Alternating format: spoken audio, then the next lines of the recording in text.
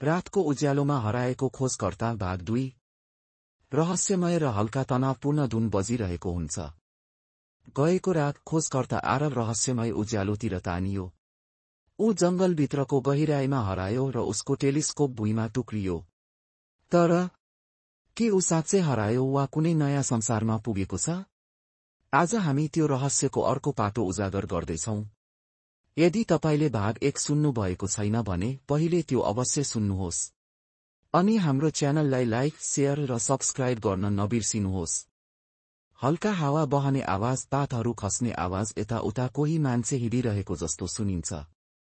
अँध्यारो जंगल फेरि निस्तब्ध थियो। आरवको उपस्थितिले जंगलमा कुनै तरंग छाडेको थियो।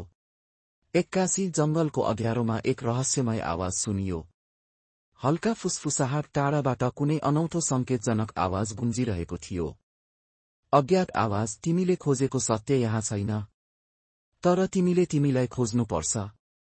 आरवले आँखा खोल्दा ऊ कुनै जंगलमा थिएन। बरु ऊ एउटा फरक ठाउँमा थियो।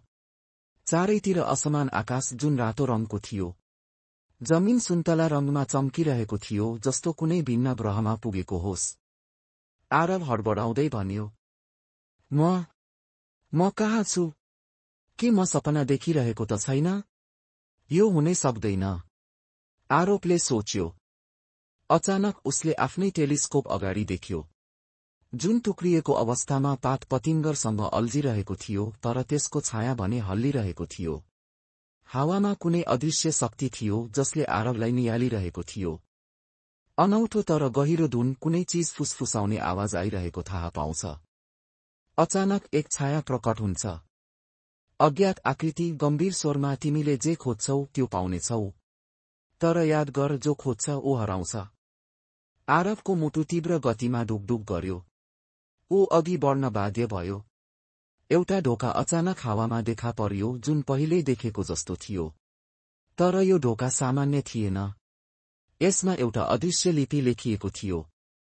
आरव आश्चर्यचकित स्वरमा, यी अक्षरहरू? यी त मेरा हजुरबुबाले लेख्ने लिपि जस्तै छन्। वाचक, आरवले ढोकामा हात राख्नसाथ चारैतिरको वातावरण कम्पन हुन थाल्यो।